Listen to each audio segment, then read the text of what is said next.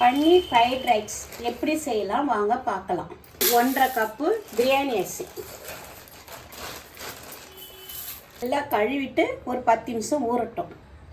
ஒரு 5 பச்சை மிளகாய் இந்த மாதிரி கீத்து மாதிரி கட் பண்ணி வச்சுடுங்க. அதுக்கப்புறம் 2 வெங்காயம் எடுத்து பொடியாக கட் பண்ணி தட்டடி ஓரமாக வச்சுருங்க. அதுக்கப்புறம் பீன்ஸை அதே மாதிரி நல்லா பொடியாக கட் பண்ணி வச்சுக்கணும். கேரட் அதுவும் இதே மாதிரி பொடிசாக கட் பண்ணிக்கோங்க.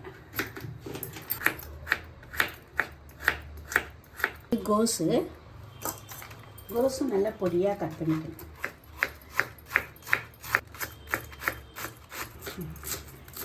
குடமிளகா அதுவும் நல்லா பொடியாக கட் பண்ணிக்கணும். அடுத்தது ஒரு 2 பூண்டு எடுத்து நல்லா பொடியாக நல்லா எவ்வளோ உங்களுக்கு பொடியாக கட் பண்ணுமோ அவ்வளோ பொடியாக நல்லா நைஸாக கட் பண்ணிவிடுங்க.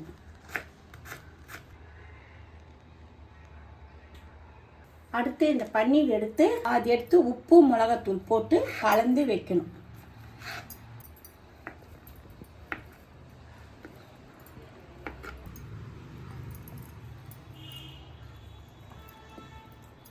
லைட்டாக உப்பு மிளகாத்தூள் சும்மா கொஞ்சமாக இதுக்கு நல்லா அடி பேசி வச்சுடுங்க.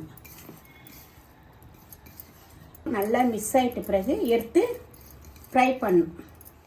கடாயை வச்சுட்டு கொஞ்சம் எண்ணெய் இப்படி போட்டுக்கோங்க. சும்மா ஒரு 2 டீஸ்பூன் எண்ணெய் இல்லை 1 டீஸ்பூன் எண்ணெய் போதும். பன்னீர் எடுத்து இல்லை ஃப்ரை பண்ணிவிடுங்க. கொஞ்சம் மீடியம் சைஸ் அடுப்பு வச்சு பண்ணுங்கள்.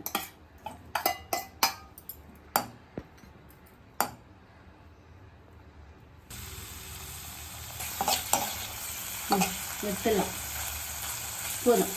இப்போ சாப்பாட்டுக்கு உலை வைக்கிறோம்.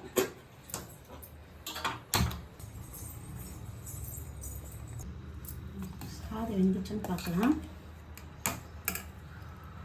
வெந்துச்சு. இப்போ எண்ணெய் உங்களுக்கு வேண்டுற அளவுக்கு திட்டமாக ஊற்றிக்கோங்க. நான் அது ஏற்கனவே பன்னீரில் நம்ம எண்ணெய் போட்டுக்கிறோம். இதில் பார்த்து திட்டமாக ஊற்றிக்கோங்க. ஃபஸ்ட்டு கொஞ்சம் பூண்டு முதல் போட்டுக்கலாம்.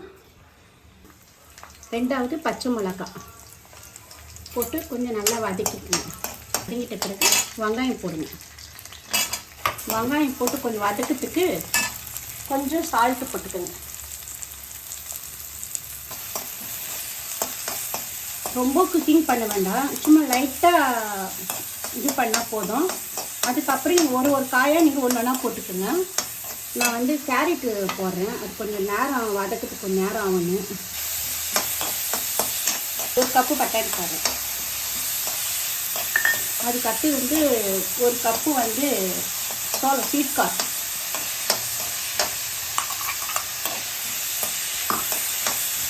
இது பீன்ஸ்.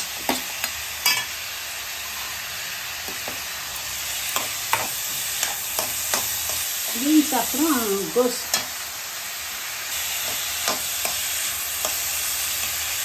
இது கூட இந்த குடமிளகா போட்டுருங்க. இந்த காயெல்லாம் வதக்கிறதுக்கு கொஞ்சம் சால்ட்டு. ஏற்கனவே ரைஸில் கொஞ்சம் உப்பும் எண்ணெயும் போட்டு வச்சுட்டேன். இதுக்கு தகுந்த மாதிரி சால்ட்.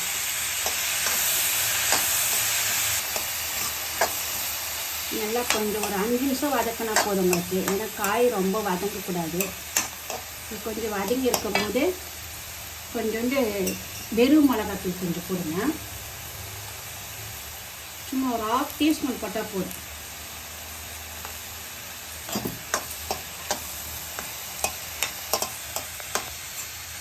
இப்போ இது கூட ரைஸ் போட்டு கொஞ்சம் மீடியம் சைஸு அடுப்பு வச்சுட்டு இப்படி கொஞ்சம் பண்ணி விட்டுருங்க. அடுத்து இந்த கொத்தமல்லி கொஞ்சம் லைட்டாக இப்படி போட்டு விட்டுருங்க. ஏற்கனவே ரெடி பண்ணி வச்சோம்ல பன்னீர், அது எடுத்து இதில் போடணும்.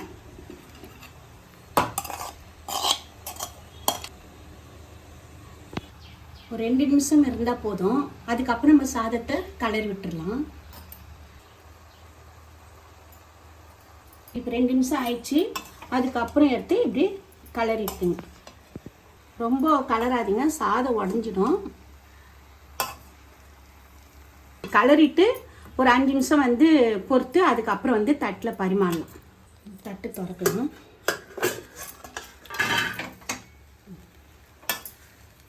நல்லா கலர் விட்டுட்டிங்கன்னா ஃப்ரைட் ரைஸ் ரெடி ஆயிடுச்சு.